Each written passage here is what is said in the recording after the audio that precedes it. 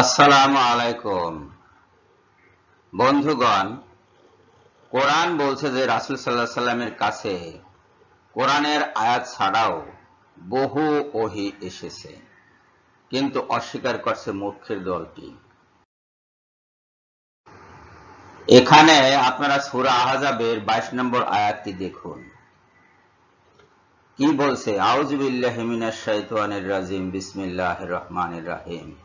ওয়ালাম্মা রাআল মুমিনুনা আল আহজাবা কালু হাযা মা ওয়া'আদানা আল্লাহু ওয়া রাসূলুহু ওয়া সাদাকাল্লাহু ওয়া রাসূলুহু ওয়া মা যাদাহুম ইল্লা ঈমানান ওয়া তাসলিমান।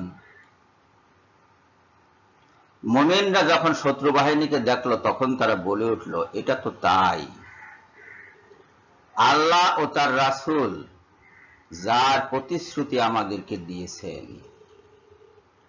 আল্লাহ ও তার রাসূল সত্যই বলেছিলেন, আর এতে তাদের ঈমান ও আনুগত্যই বৃদ্ধি পেল। এখন এই আয়াতটি যদি আমরা বিশ্লেষণ করি তাহলে কি দাঁড়ায়? এই আয়াত নাজিল হয়েছে কখন? এই যে প্রতিশ্রুতির কথা এখানে বলা হচ্ছে, আল্লাহ এবং আল্লাহর রাসূল যে প্রতিশ্রুতি দিয়েছেন, সেটা কি এই আয়াত নাজিল হওয়ার আগে না পরে? আগে। সেই প্রতিশ্রুতি কোথায়? কোরআনে কি সেই প্রতিশ্রুতি কোথাও আছে? নাই। তার মানে এই প্রতিশ্রুতি আল্লাহ রাসূল সাল্লাল্লাহু আলাইহি সাল্লামকে আগে দিয়েছেন, কোরআনের বাইরে। তাহলে সেটা একটা ওহী।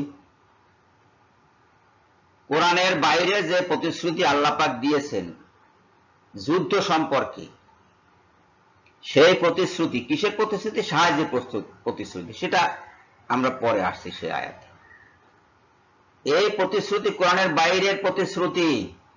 কোরআনে সেই প্রতিশ্রুতির পুনরুল্লেখ করা হয়েছে মাত্র। এই আয়াতে ওই প্রতিশ্রুতির পুনরুল্লেখ করা হয়েছে যে আল্লাহ এবং আল্লাহর রাসূল মুমিনদেরকে একটা প্রতিশ্রুতি দিয়েছিলেন। সেই প্রতিশ্রুতি তখন তারা মুমিনরা সত্য বলে মনে করলো যখন তারা যুদ্ধের ময়দানে বিরোধী পক্ষকে দেখতে পেল, শত্রু বাহিনীকে দেখতে পেল। তার মানে এই আয়াত অনুযায়ী স্পষ্টত কোরআনের বাইরে রাসূল সাল্লাল্লাহু আলাইহি সাল্লামের কাছে ওহী এসেছে। অস্বীকার যে করবে সে এই আয়াত অস্বীকারী। এই আয়াত না বুঝে সে গোমরাহ হয়ে গেছে এবং সে গোমরাহি ক্রয় করেছে, আর গোমরাহি মানুষের কাছে বিক্রয় করতেছে 25% কমিশনে, বইয়ের আকারে। আপনারা সেটা জানেন।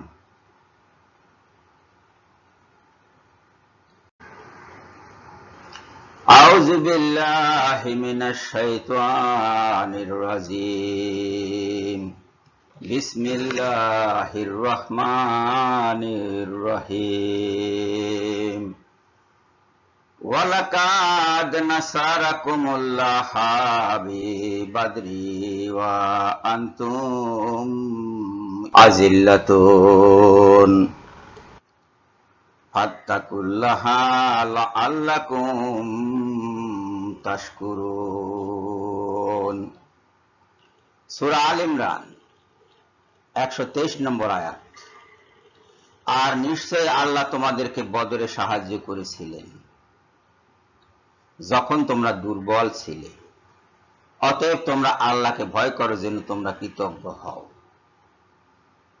ইতিপূর্বে যে সাহায্যের কথা আমি বলে এসেছি, এখানে এই সেই সাহায্যের কথাটা এখানে আপনারা দেখছেন যে বদরের যুদ্ধে আল্লাহ পাক মুমিনদেরকে বিশেষভাবে সাহায্য করেছিলেন। কি সাহায্য করেছিলেন সেটা এখানে পাওয়া যাবে, 124 নম্বর আয়াতে পাওয়া যাবে। আল্লাহ পাক বদরের যুদ্ধে 3000 থেকে 5000 সৈন্য দিয়ে মুসলমানদেরকে সাহায্য করেছিলেন এবং তাদের হয়ে, মুমিনদের হয়ে ফেরেশতারা শত্রুপক্ষের সাথে যুদ্ধ করেছেন। এমন হয়েছে যে মুমিনদের কেউ কোনো শত্রুর উপরে তরবারি উত্তোলন করেছে, আঘাত করেনি, কিন্তু দেখা গেছে যে ওই লোকের গর্দান মাটিতে লুটিয়ে পড়েছে, সাথে সাথে ওই প্রতিপক্ষের গর্দান সাথে সাথে মাটিতে লুটিয়ে পড়েছে। তার মানে ফেরেশতারা আঘাত করেছে, যে ফেরেশতাদেরকে মোমেনরা দেখেনি। রাসূল সাল্লাল্লাহু আলাইহি ওয়াসাল্লাম দেখেছেন, মোমেনরা দেখেনি।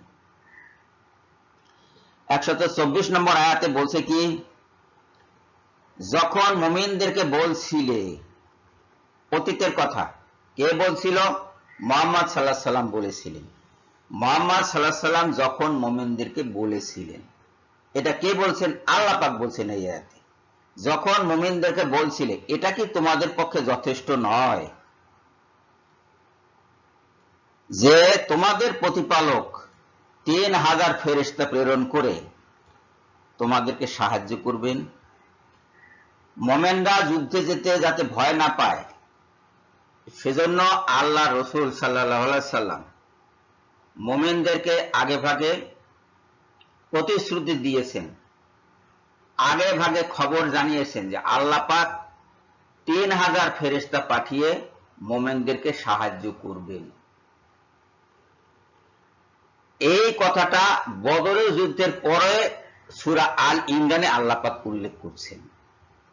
তো এখন রাসূল সাল্লাল্লাহু আলাইহি সাল্লাম যে এই প্রতিশ্রুতি দিয়েছিলেন, এটা কি নিজে থেকে দিয়েছেন? তা নয়, আল্লাহ পাক তার উপরে ওহী প্রেরণ করেছিলেন, বলেছিলেন যে 3000 ফেরেশতা দিয়ে তাকে সাহায্য করবেন।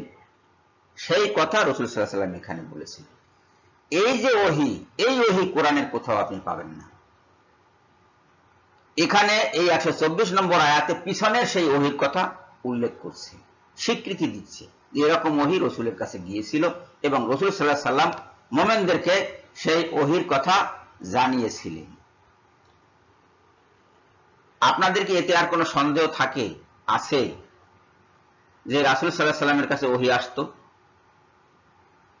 কোরআনের বাইরে?